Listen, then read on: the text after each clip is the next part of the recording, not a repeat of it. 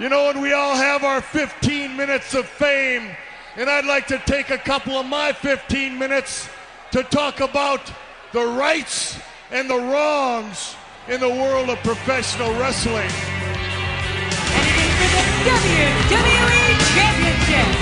This match is for the ECW World Heavyweight Championship. The World Heavyweight Championship. The match and new NWA Heavyweight Champion of the world. We appreciate you guys coming out and taking your time to support women's wrestling in America. This match is for the AWA World Heavyweight Wrestling Championship. Hello, ladies and gentlemen. This is your host, Mr. Green, and you are listening to the Rights and Wrongs of Pro Wrestling Podcast. And this one is going up, well, largely because I was sent some media material by AEW, which is prepping for the big match that they have coming up. Shaquille O'Neal, Jade Cargill, and their opponents, which was originally scheduled to be Brandy Rose, but now is Red Velvet and Cody in a mixed tag match. Now, generally speaking, of course, this being the Women's Pro Wrestling Network, I do not go into a lot of that stuff. However, you know, on the podcast end, I'm a little bit more free about that. I don't restrict it quite as much, and it's a mixed tag, so you know, it does bear covering just based on that alone.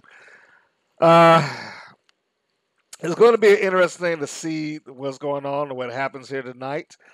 First off, I want to say if you continue to listen, depending on where you're hearing this from, you're going to get some sound bites from Cody and Shaq and the build-up of what has gone on here. If you're looking at this on YouTube, of course, then you'll see the attaching or the accompanying videos to these sound bites. So, again, it's all going to be relevant to where you are either listening to or viewing this.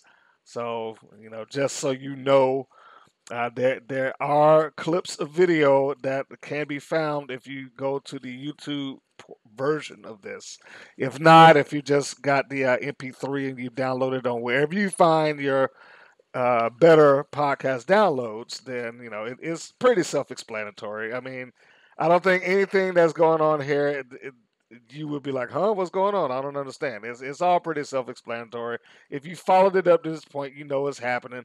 It is basically there just to kind of help sell the idea of the match and where these two guys are mentally. My personal take on this is, as it has been, this is AEW's, I don't want to say it's their version of what Vince McMahon did years ago, but it kind of is, but not really. If that makes sense, and I guess I should rewind to what I'm talking about. You know, part of the reason that Vince McMahon was able to get the WWE on the map, or WWF at the time, and you know, it's such buzz around is because he started to try to integrate it with mainstream America. He was not content with it just being something for the wrestling fans. So, you know, with Hogan, lightning in a bottle happened to be in Rocky III. Also with Mr. T, who happened to be in Rocky III, who had then become the biggest television star of the day, being willing to come in and do WrestleMania. Then you had the other people, like Cyndi Lauper, so on and so forth, Liberace, the Rockettes. You know, he had a lot of integrating factors that helped put the eyes of the world on the World Wrestling Federation. AEW hasn't really gotten that opportunity yet. I mean, they had the window of opportunity was there, I guess, a year ago? Was it a year? A little less than a year ago when Mike Tyson showed up. Of course, now we're dealing with Shaq. Now, the only difference here is that neither one of these guys are in their prime. They are still stars. Let's not minimize that, but neither one of them are in their prime like they were. Shaq was, at one point, that guy was a megastar. He absolutely was a megastar. I mean, I want to say one of the first times I ever even seen Shaq do something outside of a basketball environment was the movie Blue Chips. Well, essentially, he played himself in everything but the name. The movie was carried by Nick Nolte, but Shaq was there as one of the athletes that the school was kind of campaigning for, so they could get to the championship. I mean, it's deeper than that, and I'm not going to go into a movie review. Needless to say, if you are interested in basketball or you're interested in kind of the ongoings of what became school scandals of getting athletes who were being paid under the table because those schools make a lot of money. Then Blue Chips is a movie that you should watch. Now that's neither here nor there. Getting back to the wrestling portion of it, this is kind of AEW's chance to get mainstream attention onto that promotion, and I'm sure that's largely the objective here. Otherwise, I would have said they should have dropped this angle altogether. And I'm sure that no one in AEW would agree with me with saying that. But with Brandy being out of it, it just seemed like, okay, what's the point in going in here? Let's just reset and find something for Cargill to do. And I'm sure they could have come up with something to kind of get her into the flow of things and illustrate her prowess, her athleticism, her wrestling ability, so on and so forth. I mean, this is kind of at least to me, it's kind of an odd situation because you have these debuting factors. Jade Cargill, who has not been seen wrestling. She's been seen doing things that are athletic. She's been seen working out in a wrestling ring as they shot the vignettes for her. Shaq hasn't even shown anything being in the ring. He's been shown ringside. I saw him at WCW years ago present a belt to Hulk Hogan. I saw him go face to face with the Big Show. I saw him go face to face with the Big Show again in a battle royal. I mean, there's been all these things that he's done within the wrestling business, but he has not wrestled a match. Cody, on the other hand, has built his resurgence around his matches and what he is able to do inside of a ring. Once he left WWE and he got on the independents and going to Japan and all that other stuff like that, Ring of Honor. I mean, he's been all over. Practically every promotion outside of WWE since he left WWE. But he has made a reputation for himself by being a wrestler, despite the fact that some may claim that he's been involved with some silliness, not necessarily in AEW, but he's had interactions with it. So he's something that people know about, and then he's got his outside ventures. He's on a game show, and I don't know. Does it really qualify as a game show? The Go Big show, whatever that thing is. And then there was Brandy. Brandy wasn't a bad wrestler, but I don't know if people put her in the category of being exceptional or I'm trying to. I don't know if that it sounds insulting, but I don't know if they put in the category of being like good. And and I would go a little deeper than that because I know some people give her a hard time. I do think that she's actually good in the ring, but I don't think that she's good enough to carry somebody who doesn't know what they're doing. If that makes sense. Like there are some people that's out there that whether they're famous or not, that were really good in the ring and getting a match out of somebody, bringing out their best when people who have gone on to be big stars really didn't know what they were doing at the time and they needed somebody to kind of walk them through. Their old phrase back in the day was they can get in there and wrestle with a broom. I mean, you have people that are like that where, okay, I can pull this match out of you. I don't know if Brandy was in a position to where she could pull a match out of Jade Cargill. It would have been interesting, and I certainly would have been fascinated to see it. But every time that I've seen Brandy, at least as far as I can recall, she's always been in the ring with somebody as good or better. And therefore, it kind of nullified the necessity for her to have to be good.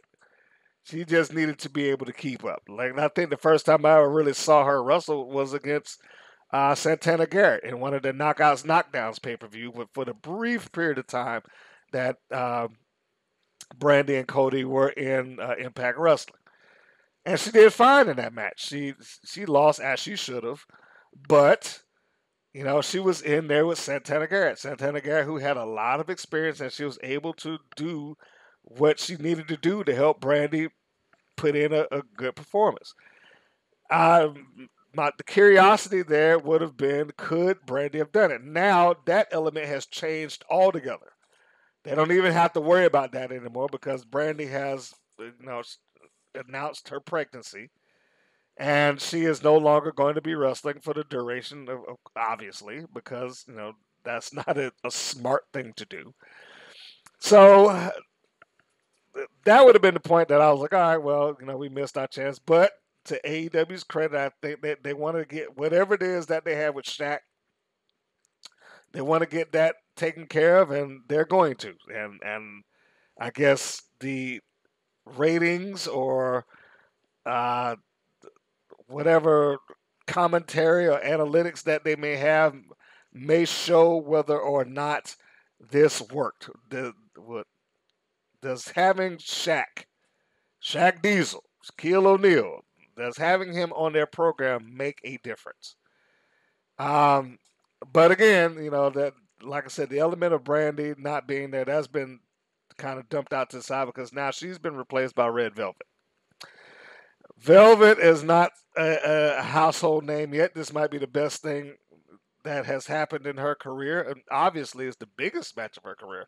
It might not be the best match that she has personally or will personally have, but it certainly is going to be the biggest match in terms of eyeballs and prestige. Her being in a ring, tagged with Cody, across the ring from Shaquille O'Neal and Jade Cargill, probably in a main event position, is going to be the biggest thing that she's had going on. Now, as some people are probably like, well, who is Velvet? She has wrestled, I believe, primarily in the southeast region, mostly Florida, which helps because AEW is based out of Florida. But she's been doing this no less than about 5 years now. She's been on the circuit for a while, and she's been consistent with her wrestling.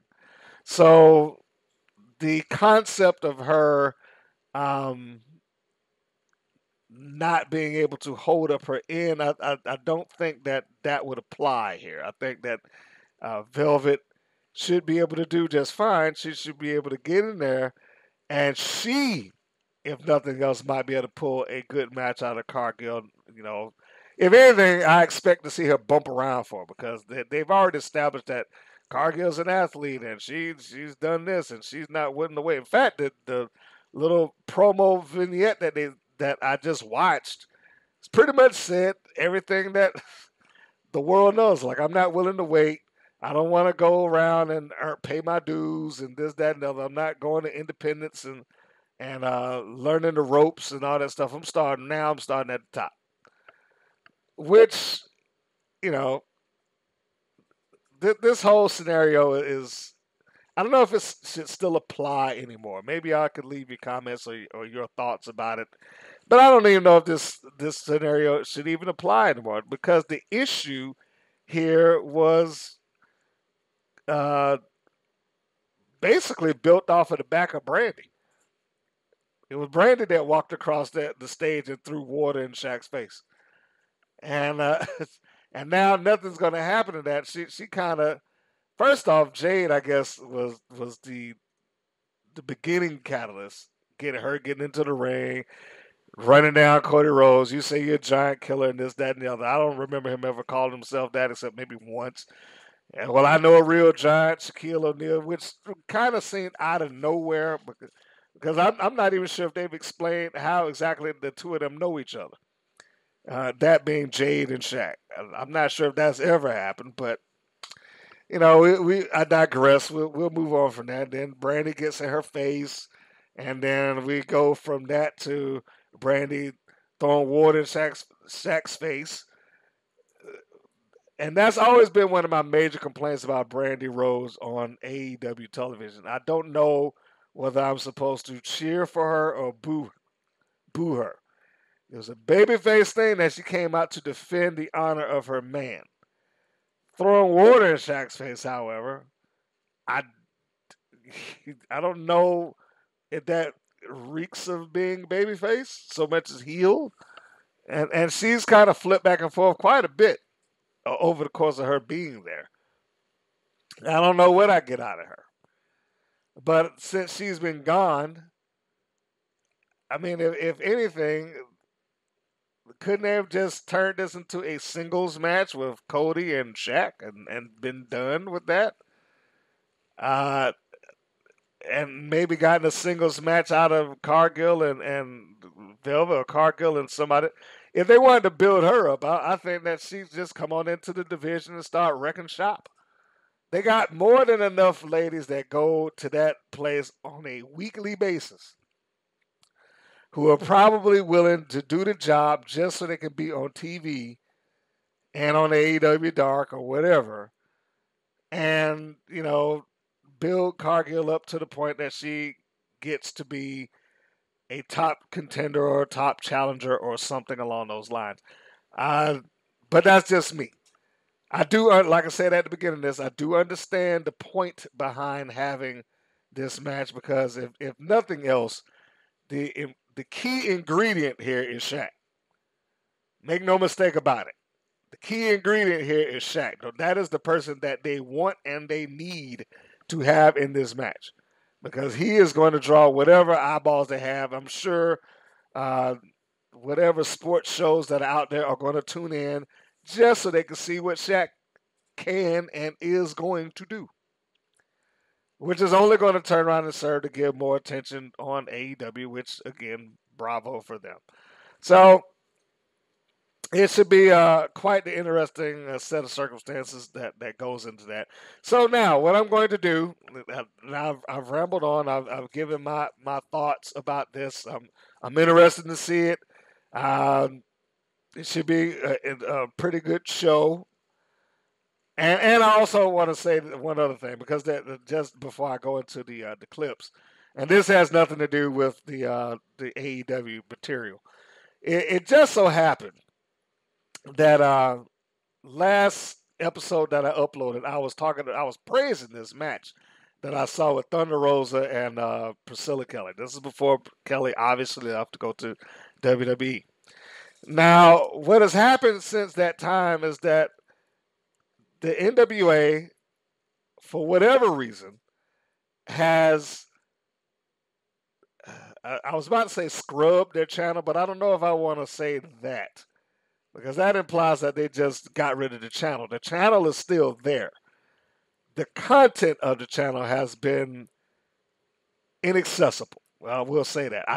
Because I don't know if it's been deleted.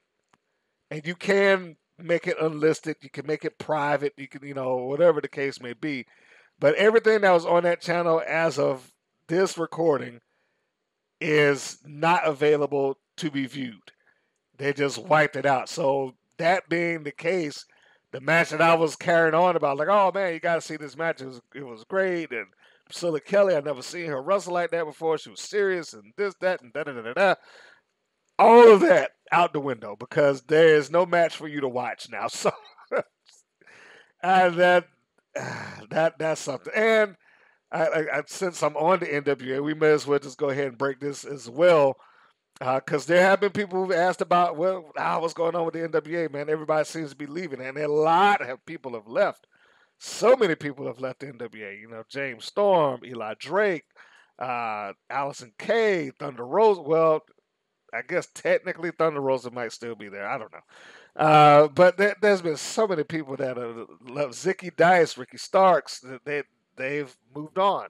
Even Wade Barrett, he was doing commentary for them as a replacement of Jim Cornette, and he's gone as well, amongst other people. And They didn't really have a TV show anymore, so it became really difficult. You know what? I'm not even sure if Marty Bell. You know, she was signed in for a while there. I think her contract has expired as well. So it's tough at NWA, and they've made the content that they had no longer available to the public. We'll put it that way. But I also have read now that they have worked out a deal with Fight, Fite, streaming app, you know, basically where a lot of these iPay-per-views go these days, that they are set to continue doing Power on the Fight app. So I don't know if them getting rid of the content on YouTube is because of that, and maybe they're migrating everything over to Fight. I don't, you know, that may be a possibility. I don't know, but that is the last that I heard. Billy Corgan did confirm that the NWA is not going anywhere. Episodes of Power will continue. I can only imagine that they're in a restructuring phase, and I forget the name of the pay per view because you know this hit me as I was talking. But NWA, something like the NWA's back, or you have to look at it. I actually had the post on the Instagram and I have it on Facebook. So if you go Women's Pro Wrestling Network on Facebook or you WPN Wrestling on Instagram, you'll see it and you'll see what I wrote. I can't remember right off the top of my head, but not the case. At the end of March 2021, let's specify this year. But at the end of March this year, they will return, and they will return with a pay-per-view, and then episodes of Power are scheduled to air the following day, if I'm not mistaken. So it should be interesting to see what and how they do this and where this is going to go from here. And they're going right back into a rebuilding phase, so it's gonna be a tough road, man. So that's a little side note towards the NWA. Now back to this. If you're listening to this at this point and you got any of these clips, it's because I am in the media circle for AEW, and these clips were provided basically as not a full-on sit-down interview, but we'll call it a segmented interview, where Cody, separate of Shaq, is answering these things. So what I'm going to do is I'm going to play the promo, and then I'm going to play the individual segmented answers that these guys are giving relating to the match that they're having on AEW Dynamite. And so with that, I may as well make my goodbyes now because I'm not coming back afterwards. I appreciate you guys tuning in and listening in to everything that's been going on in this show and this returning podcast. If you have not subscribed wherever you are listening to your podcast, please do. I appreciate that. If you have not gone and gotten yourself a shirt at our Teespring store, please do. I would appreciate that as well. The support does keep this show alive. You can also go to our website. You can get the links. You can go to the website and drop a donation. And we're still kind of piecing together the Patreon. But if you are just looking to support just on the really minimal basis, you can go and you can give $1 on the Patreon as a thank you and to help keep this going. And all of that helps. And if monetary gain is not something that you can provide at this point, then the subscription and the likes are. Please subscribe, click the like and subscribe buttons and the bell so you can receive all the notifications of everything that is going on. That's for you YouTube folk. Subscriptions on the individual platforms for the podcast, that helps as well. And reviews, put the reviews in there. So with that, I will turn it over to the clips, and I will end by saying that this is Mr. Green saying that this is Mr. Green saying so long, and I will see you on the next go round. To everybody at home wondering, my name is Jade Cargill. Well, Jade is, I mean, it's pretty apparent from what we've seen. She is just a phenomenal athlete. She's strong, she's big, she's quick. Jade Cargill comes from a very accomplished athletic background. She's not willing to wait in line, to really pay her dues, to take those long road trips, you know, set up the ring and do all the dirty work. She's used to being a star, and from the moment she set foot in AEW, that was very clear. I've been sitting on the sideline week after week studying my competition. And you, Cody Rhodes, the American Nightmare, the Prince of Pro Wrestling. I think one week I heard you say you were the Giant Killer. Crossroads! You see, I know a giant, a real giant. And you know what his name is? Shaq. Shaquille O'Neal is somebody that's been a household name for over 25 years. I know it's an old cliche, one of the greats of all time, but it's true. A dominant player, an MVP, an NBA champion over and over again. And he's 7 feet plus.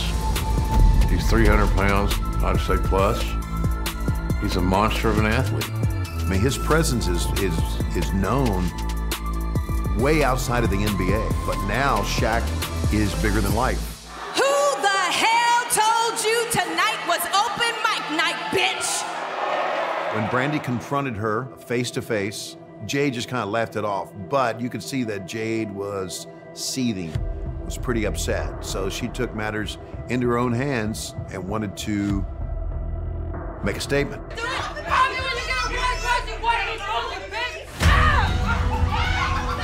We've seen the damage that Jade Cargill can do. Jade just simply overpowered Brandy.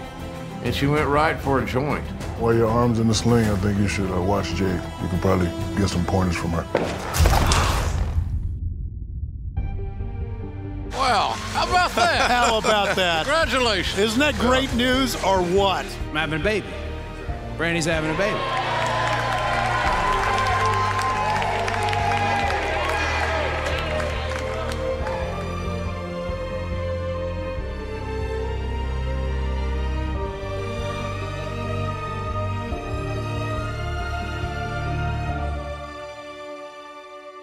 Congratulations, Brandy. But how convenient that when a talent like me shows up here at AEW, you pop up pregnant. And if she ever returns, I'm gonna beat that ass. You guys better find me a worthy opponent for my time, because I'm tired of this shit. When Jade attacked Brandy, that was kind of it for me. I'm the type of person, I don't judge anyone right away. I don't make opinions until they show their side. And she showed her true colors, but then Jade thought that it would be smart to attack me. And it became personal. I'm fed up. I'm tired of getting attacked, and I'm about to stir your bitch ass up. Well, it looks like we may have a dandy of a tag team match brewing. Cody Rhodes, you little punk. You want a battle? You just name the time and the day. I'll be there. I have experience over Jade. I have grit, I have passion, I have heart, and I'm gonna give it everything that I've got. Don't be fooled by Cody's other ventures. Cody puts pro wrestling first. He thinks about it all the time. I'm gonna wrestle Cody Rhodes. Me and Jay gonna wrestle Cody and Red Pumpkin Pie. You know he's from a famous wrestling family, right? I don't care where he's from. He's not going to jeopardize his image. Anybody that thinks he's going to go through the motions, that's dead wrong. World-class athletes like him ever want to put themselves in a position where they look bad. You want some of the Shaq attack? Name the place. I think Cody and Red Velvet are going to win because of their experience. Cody and Red Velvet are going to have to rely on every single bit of technique that they have and just hope that Shaq and Jade can't land that one big shot. There's no doubt that Cody's going to be a better wrestler than Shaq, but you still got to account for size and athleticism. And I think that at the end of the day, Shaq and Jade win.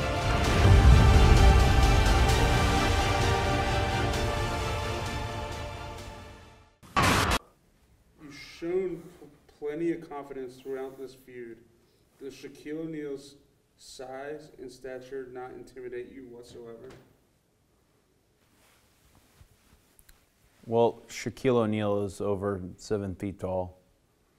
He's somewhere between 350 and 400 pounds, and he's in great shape.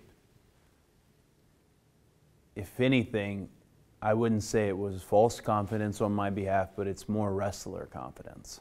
I know the formula for selling a match, and perhaps that's all it is. Perhaps it's just false bravado. It's just big, loud talking and a lot of wind based on I want people to see Shaq in an AEW ring. I think the person who leaves AEW at night and goes to the Nightmare Factory and trains, that being me, has a different outlook on it.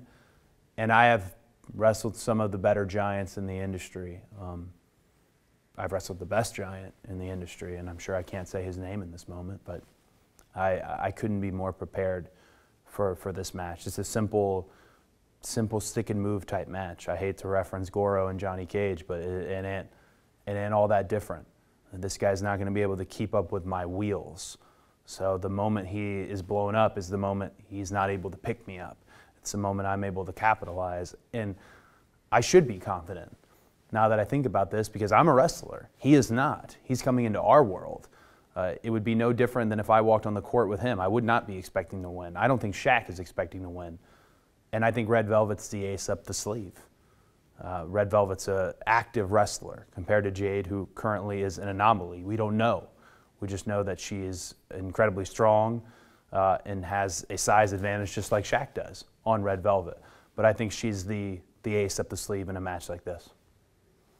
What does bringing a name like Shaquille O'Neal into AEW mean for the future of this company? Having somebody like Shaq on AEW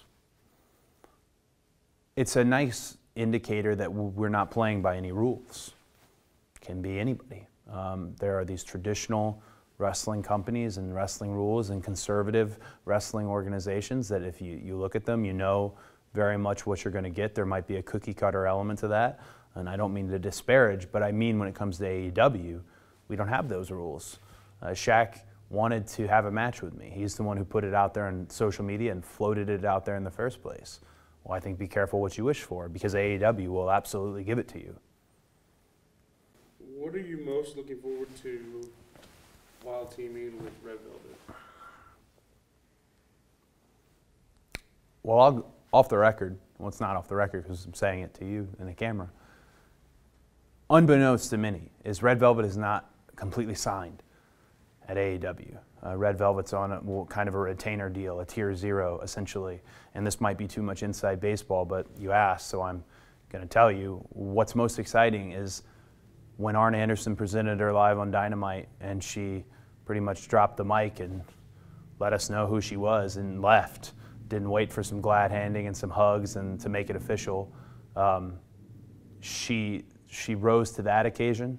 I anticipate she rises to the occasion in a match like this. I have all the confidence in the world in her, as this Brandy, and I'd love that to parlay into a full career here at AEW. I mean, talk about somebody genuinely seizing the moment in the middle of this dumb, unrelenting pandemic. That doesn't matter where you fall on the political spectrum of it. It is unrelenting. Please end. And in the process of this, AEW we haven't let up one bit. We've continued to provide content, and we've continued to provide ridiculous matchups. Not unlike this one, myself, Red Velvet versus Jade and Shaq. But I really do think Red Velvet, who was filling in for Brandy, will make it clear that she's not a fill-in, that she's not a substitute, that Red Velvet is going to matter here at AEW. If you defeat Shaq on Wednesday night, where does Cody Rhodes go from there? I mean, it's not really an if. Again, if I walked onto the court with Shaquille O'Neal, I am fully anticipating that I would beat him in bed. No. It's not an if to me, it's a win. Me and Red Velvet will defeat Shaq, and we will defeat Jade. And it's back to business for me. I'm not going to ask him for a steak and Papa John's. I'm not going to want his Rolls Royce as one of 31 different vehicles he has. I'm not going to hold it over his head. He did the work, I know that. He's trained, he's prepared, He's not looking at this or looking at our sport as a joke. He's looking at it with sincerity and love. And I hope a partnership will be formed, if anything. Sometimes the best way to bond is through battle, and that's what's going to happen. I don't anticipate that. I think Shaq will get a few shots in, and I'm going to feel those. Just look at the size. I'm going to feel those. I've got to be able to bounce back. I've got to have the chin to be able to come back at him. But at the end of the day, I hope he has a new respect for AEW and a new respect for me, and I'd love to see him more. What do you think of Shaq calling you a cupcake on national television?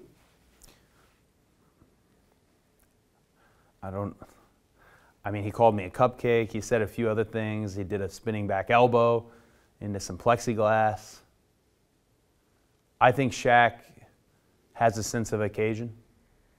I think Shaq knows what it means to build a match. I think he might be far more a wrestler than we think. But I've been called far worse than a cupcake. I really have. And maybe that's what this will come down to. When Shaq is looking up at the lights for the classic 3-second tan, and he's now an official wrestler and he's officially 0-1, maybe that's the first thing I'll eat. When I come backstage, maybe I'll have my very pregnant wife hand me a cupcake and just nom nom nom nom nom right in front of Big Shaq. Let him know. Yeah, sure, I love cupcakes. I anticipate the war of words will always happen with Shaquille O'Neal and myself. I look forward to it. It's honestly fun to see someone with such a sphere of influence and such an impressive legacy and continuing just entrepreneur. It's fun to see his interest in AEW. It really is. I think fans, I would hope if they join us for the first time to see AEW and they perhaps come for Shaq, I hope they would stay for somebody like Tully Blanchard, who is returning on the very same night at the Crossroads on March 3rd. And that's always the goal when you bring in somebody of such a scope and has such a sphere of influence, is that maybe you come for Shaq and then you find someone else that you fall in love with. It doesn't matter who. Wrestling's filled with personalities and their job is to relate to you at home.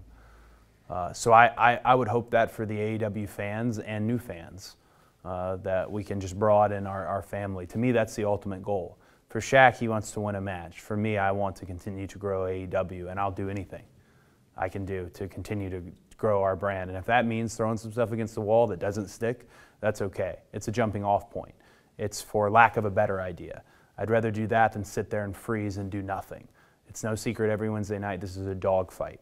The Wednesday night being opposed on television by another wrestling show, it's a dogfight. And I love it.